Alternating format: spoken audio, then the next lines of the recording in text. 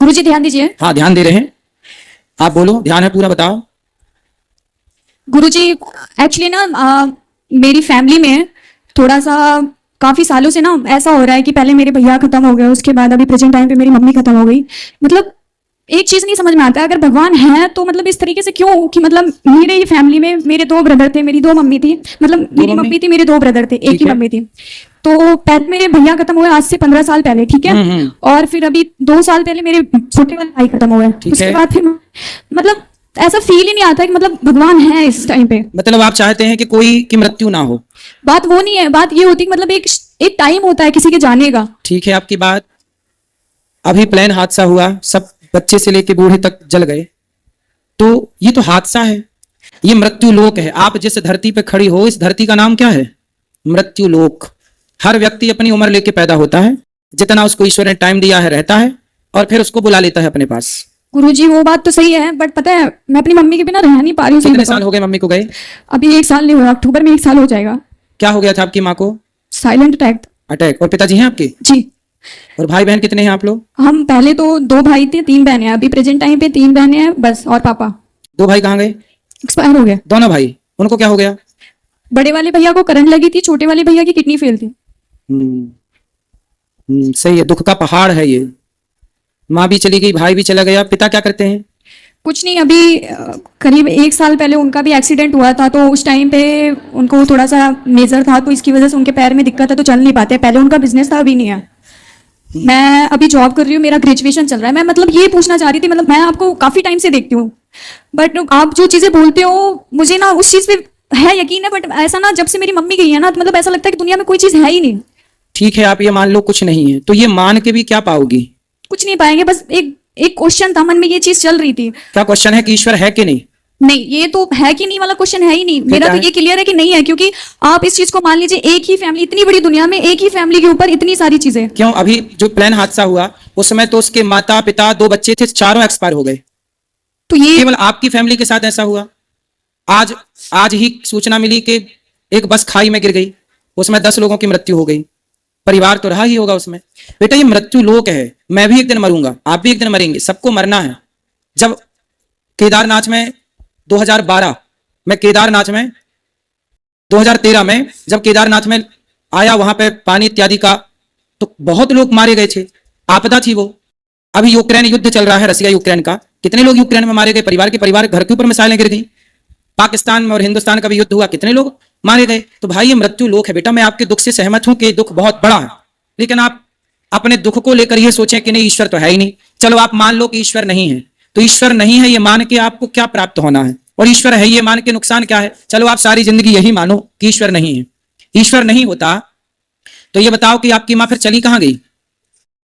कहां चली गई? मर के आदमी जाता कहां है? बताओ फिर उत्तर दो, कहां जाता है मर के? तुम्हारी मां कहां चली गई? लोग कहते हैं कि मतलब जिस टाइम पे उनका हुआ था, तो ये चीज मतलब बोलते थे कि वो उनको स्वर्ग मिल गया, अब उनको इस योनि में जन्म नहीं मिलेगा। ये बताओ मरने के बाद आदमी कहां जाता है? आप अपने दिमाग से बताओ, कहां जाता है मरने के बाद? जहां तक अभी तक मैंने सुना है, यही कहा जाता है कि मतलब कि भगवान के पास चले गए, अब तो ऐसा। और आपकी माँ आई कहां से थी? वहीं से। कहां से? भगवान के पास। तो जहां से आई थी वहां चली गई। अब आप ये कह रही हो कि भगवान के घर से आई थी, भगवान के घर चली गई, और आप ये भी कह रही हो कि मैं ईश्वर को नहीं मानती। वो देखिए, ये बात नहीं है कि मतलब भगवान के यहाँ चली गई, भगवान के यहाँ, मतलब मेरा मानना ये है, लोग ये, मैंने यही चीज बोली कि लोग ये कहते हैं कि मतलब कि वो भगवान के पास चली गई, भगवान के यहाँ से आई थी, बट एक ये चीज है ना कि बिलीव नहीं है आपके, मुझे नहीं है। आपके बिलीव करने ना करने से क्या होगा? क्या उल्लू को सूर्य नजर आता है? नहीं। तो क्या ये मान लिया जाए कि सूर्य नहीं है क्योंकि उल्लू को दिखाई नहीं पड़ता? जैसे उल्लू को सूर्य नजर नहीं आता पर सूर्य तो है, इसी तरह अज्ञानवश कोई ईश्वर को नहीं देख पाता, वो उसके अज्ञान का दोष है, ईश्वर तो है। आप मानो ना मानो, सत्य तो है बेटा, आप स्वीकार करो या मत करो, ये सत्य है। हम मृत्यु लोक में बैठे हैं, हमें मरना पड़ेगा। आपकी माँ चली गई, भाई चले गए, ये बहुत बड़ा दुख है, हम आपके दुख में आपके साथ हैं। लेकिन आप कहो कि अब मैं ईश्वर को नहीं मानती। माँ जिंदा थी तब आप ईश्वर को मानती थी, भाई जिंदा था तब आप ईश्वर को मानती थी, अब ये चले गए तो आप ईश्वर को नहीं मानती। इसका मतलब तो ये हो गया कि आप ईश्वर की परिभाषा अपने हिसाब से तय करेंगी कि जब तक ईश्वर सब बेहतर रखेंगे तो हम ईश्वर को मान लेंगे, जब ईश्वर बेहतर नहीं रखेंगे तो हम ईश्वर को नहीं मानेंगे। ये तो परिभाषा आपने अपने हिसाब से मैनेज कर ली, जबकि परिभाषाएं हमारे हिसाब से नहीं होती। जो है वो है, आप उसे स्वीकार करो या मत करो। सुदामा इतने गरीब थे, नरसिंह मेहता का जवान बेटा मर गया, नरसिंह मेहता जी का जवान बेटा मर गया। लोगों ने कहा भाई रो लो, तुम्हारा बेटा मर गया। नरसिंह जी बोले क्यों रोले भैया, कहां से आया था? बोले ईश्वर के घर। कहां चला गया? ईश्वर के घर। जब उसकी संपत्ति उसके पास चली गई तो मेरा तो था ही नहीं। मीराबाई के पति मर गए, लोगों ने कहा मीराबाई थोड़ा रो लो। मीरा बोली क्यों रोले? बोले आपके पति मर गए। मीराबाई बोली मैंने जिसको अपना पति बनाया वो कभी मर ही नहीं सकता, और जो मर गया वो मेरा कुछ था ही नहीं।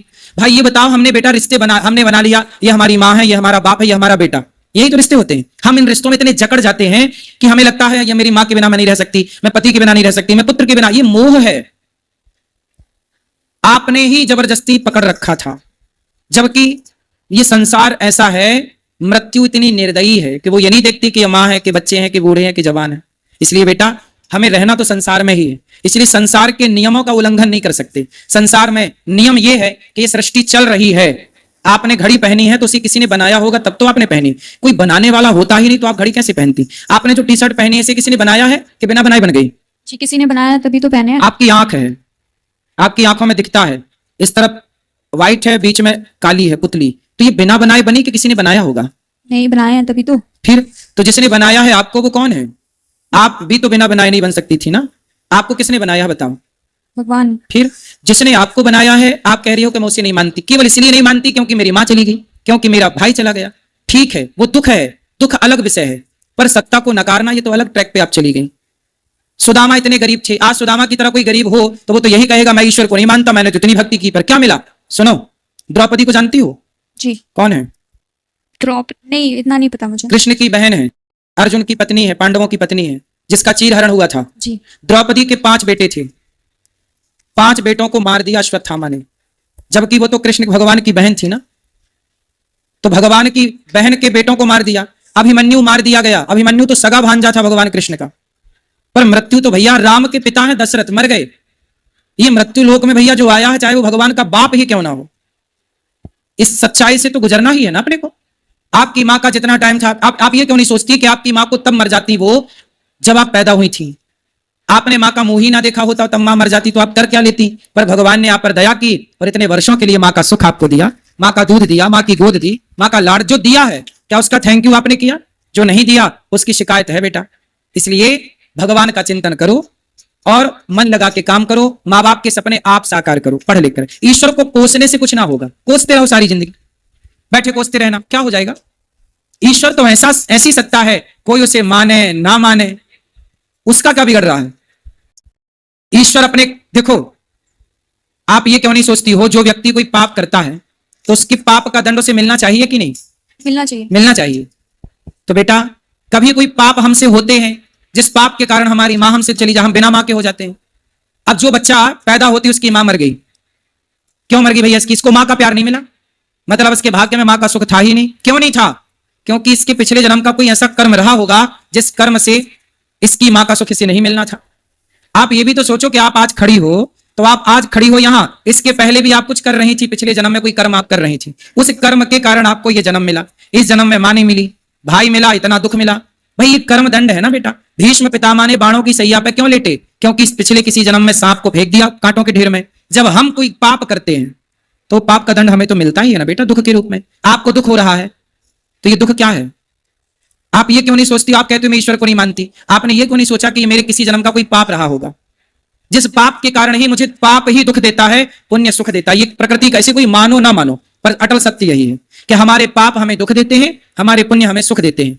बात समझ में आई जी? इसलिए यही है हिसाब ईश्वर का, यही है न्याय। आपकी माँ चली गई, इतना सुख देकर गई, मतलब आप पर ईश्वर की कृपा है। कितने दिन आप पैदा होती, माँ मर जाती तो क्या करती? आप भाग्यशाली हैं, कितने वर्ष आपकी माँ थी। वो लोगों को देखिए जिनकी माँ पैदा होती मर जाती, उनसे आप कितनी बेहतर हैं।